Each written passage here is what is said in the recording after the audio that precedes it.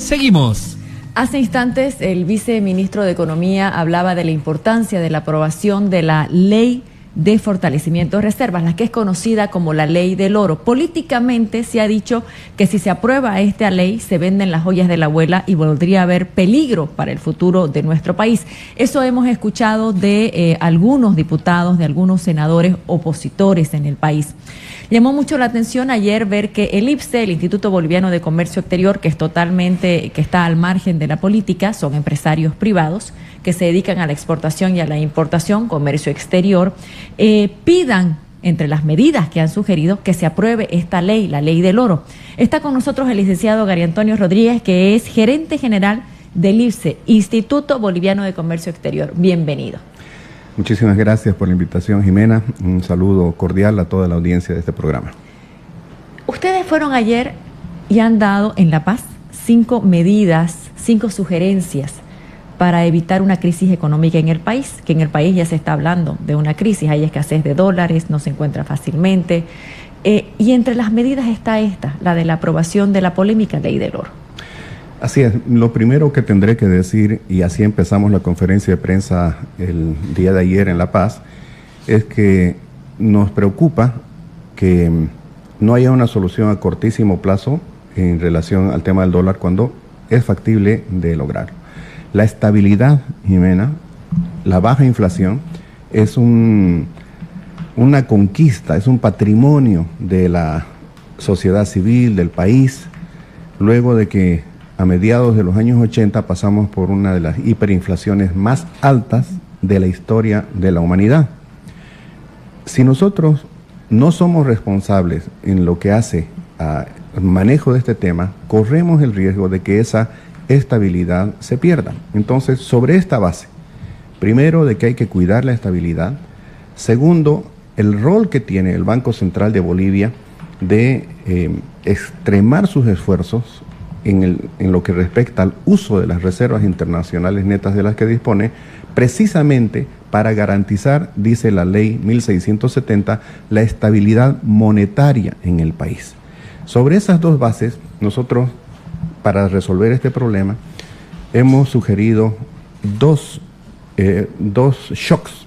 Un shock financiero de cortísimo plazo, con 5 medidas que le voy a explicar, seguido inmediatamente de un shock de confianza que necesita la gente para volver a la normalidad de antes. Y este shock de confianza significa ni más ni menos un trabajo conjunto público-privado para que estas 5 medidas iniciales tengan sostenibilidad en el tiempo. Y la sostenibilidad no hay otra forma, Jimena, sino a través del incremento de las exportaciones y exportaciones no tradicionales además. Empecemos con esto de la confianza, porque es muy importante que vuelva a haber confianza en el país, en el manejo económico. ¿Cómo se logra? Voy a ser muy crítico en esto.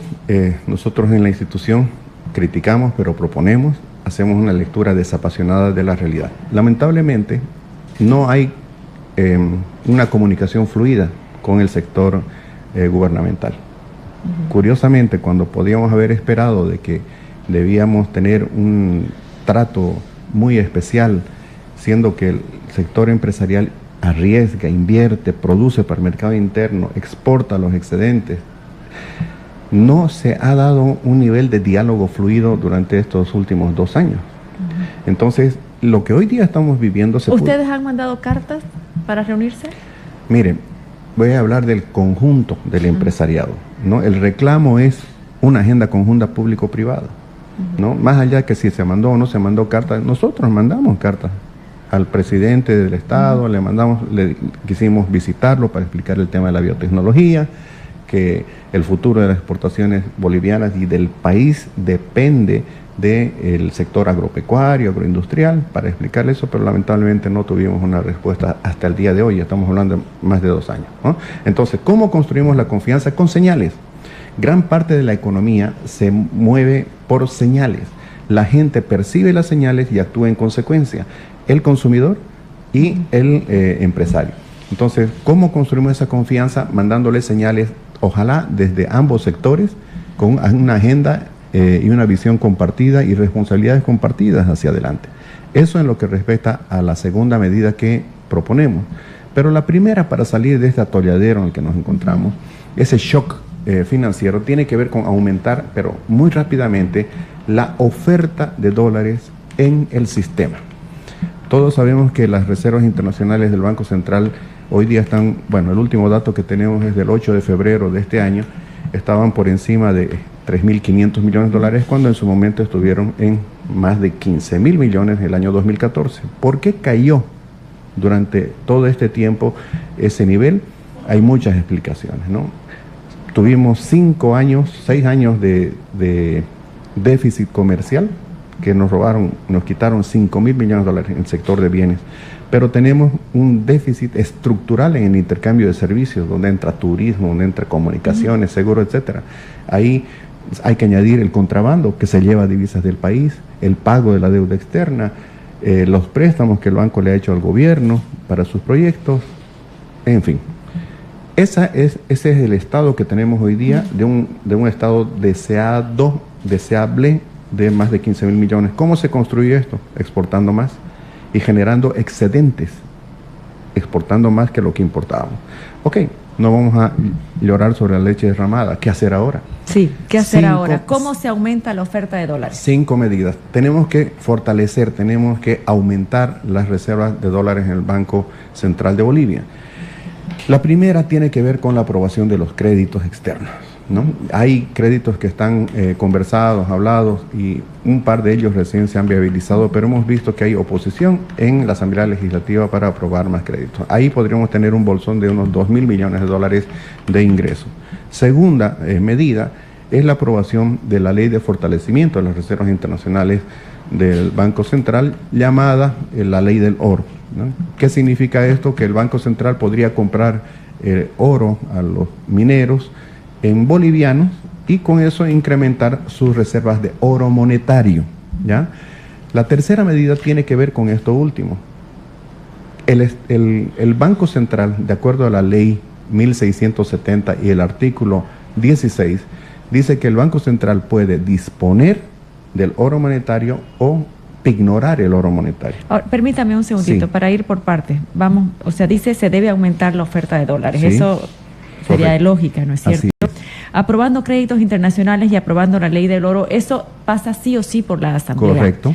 Aquí hay un tema, hay una pelea en el MAS y eso está evitando que se apruebe. El MAS tiene mayoría. Pero si se juntan los votos, por ejemplo, arcistas, con los votos de la oposición, estas leyes avanzarían. ¿Ustedes han logrado hablar, por ejemplo, con diputados opositores? ¿Ellos están interesados en que se viabilice esto y mejore la economía del país, o tampoco están interesados? Había un tercer actor que era el sector cooperativista, el sector minero. Pero ya avanzó ese, ¿no? Exactamente, que hasta donde entendemos que el que podía ser afectado dijo que sí, hay que ir. Sí, ellos quieren que se apruebe. Entonces, ¿qué es lo que tienen que hacer los políticos? Ser responsables y escuchar a la gente. A ver, ¿cuál es la consecuencia, Jimena, posible y no deseable de que este tema no se resuelva, que el día de mañana tengamos inflación? Que se consagre un mercado paralelo con un tipo de cambio o un costo del dólar por encima del precio oficial, vamos a decir así, y que ese pase a ser el referente para la formación de precios en el mercado interno. Entonces, cuando usted va a ir a comprar a un lugar, le van a decir tantos dólares, y si no, le van a calcular ya no el dólar al precio. ¿Con el voto de los diputados opositores esto se podría allanar? No tengo el conteo, no tiene idea, claro. Pero lo que yo estoy invocando, y lo hemos dicho públicamente, hay que actuar con responsabilidad, sin cálculo político, reitero, porque si no se hace esto y no se soluciona a corto plazo, corremos el riesgo que se consagre un dólar alto en el mercado paralelo, y ese pasa a ser el referente para la formación de precios en los mercados de bienes y servicios. ¿Ustedes como empresarios privados están viendo que los políticos están pensando más en las elecciones que en el bienestar del país y están jugando con la economía? Nosotros esperaríamos una respuesta de nuestros asambleístas conducente a una necesidad de evitar una carga sobre el pueblo. Y lo que tenemos que hacer ahora es darle viabilidad a leyes que aumenten la oferta y calmen las aguas y volvamos a tener confianza en el boliviano, porque lo que está pasando ahorita con el dólar, ¿por qué se está demandando más? Porque hay una sobredemanda.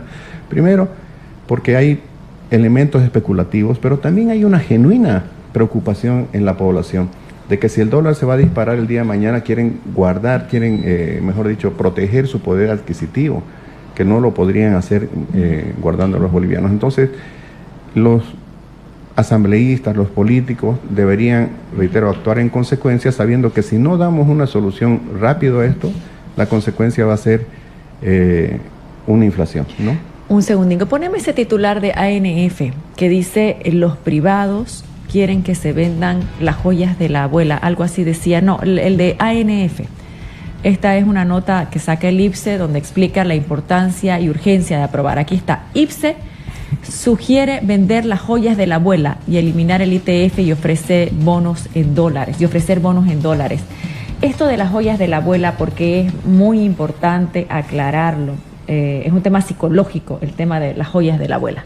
Así es. A ver, las reservas internacionales netas que maneja el Banco Central de Bolivia, en su composición tienen divisas, tienen derechos especiales de giro y tienen lo que se llama oro monetario y algunos otros pequeños activos. El grueso de las reservas internacionales netas es oro, más del 70%. Estamos hablando de que casi 2.000, el equivalente a 2.600 millones de dólares, tenemos ahí como joyas de la abuela, entre comillas. Pero resulta, y eso estaba explicando, que la ley 1670 le faculta al Banco Central de Bolivia, sin necesidad de pedirle permiso a la Asamblea Legislativa Plurinacional, salvo, dice, en el caso de pignoración. Pignoración significa que ese oro lo pondrían en custodia, lo pondrían en garantía para conseguir, por ejemplo, un crédito. Pero para transformarlo en dólares no necesita el banco hacer eso. Pero ¿qué es lo que quiere hacer el banco con la ley? Si realmente hay la posibilidad de aprobar esa ley, el banco lo que va a hacer es reponer ese oro que se va a transformar en dólares. ¿No es que nos quedamos sin nada? No nos quedamos sin nada si es que la cantidad de los 2.000, digamos, 600 millones de dólares de oro se transforma efectivamente en 2.600 millones de dólares. Ya no tenemos el oro, pero tenemos los dólares. Pero vamos a tener eso como oferta en el mercado. Ahorita, ¿de qué nos sirve tener el oro si el dólar está subiendo? Si le hacemos una inyección de 2.600 millones de dólares de la noche a la mañana, que eso se puede hacer, el dólar va a bajar. Y también tenemos las otras dos propuestas más, que es eliminar el cobro del ITF para no castigar las transacciones. Impuesto a las transacciones. Impuesto a las transacciones financieras en divisa, ¿no? Que es una tontera. Y lo otro que es novedoso, que porque el Banco Central, así como tiene el bono de coaguinaldo y otros, bono del Día del Padre, ¿por qué no saca un bono en dólares y a una tasa interesante? ¿Para qué? Para que ese dinero que está en la economía ahorita atesorado, porque la gente está haciendo cola, ¿para qué? Para comprar dólares y guardarlo, y no gana nada de interés. ¿Qué tal que el Banco Central saque un bono en dólares, que le pongan el nombre que quieran, y pague, por decir algo, 7%? ¿Usted ahorraría o no ahorraría en dólares? Pero yo lo escucho a usted hablar, por ejemplo, y proponer que el Banco Central haga un bono en dólares. Pero uno escucha, por ejemplo, a opositores y algunos medios que tienen esta corriente que intentan como que dar una mala imagen de los bonos bolivianos. Lo que pasa es una cosa son los bonos que el gobierno como tal quiere colocar en el exterior. O sea, de hecho tenemos colocados 2.000 millones de dólares en esos bonos y pagamos 7.5% por 850 y 5% por el restante. O sea, eso es una cantidad enorme de dinero por año. El problema es que ahorita el gobierno como tal no puede conseguir eso en esa Tiene misma que ser tasa. el Banco Central. Si el gobierno sale ahorita a Wall Street a vender bonos con lo que las calificadoras de riesgo han dicho en relación a nuestro país de posible insolvencia, la tasa que deberíamos pagar al año estaría entre 13 al 15%. Nosotros lo que decimos es que el Banco Central, no estamos hablando del Poder Ejecutivo, no estamos hablando del gobierno en general, sino el Banco Central genere un bono en dólares, o sea, que reciba dólares y que pague una tasa de que puede ser 7%. 7%. La gente, en vez de estar retirando dinero Y poniéndolos en su colchón. va a ahorrarlos para ganar un interés, siempre y cuando la fe del Estado esté de por medio de que le van a pagar el interés en dólares y le van a devolver el día de mañana si es un DPF en dólares, ¿no? Muy bien. Muchísimas gracias por venir y hacernos esta explicación tan clara. Gracias a usted por la invitación. Gracias. Hacemos una pequeña pausa, Carlitos.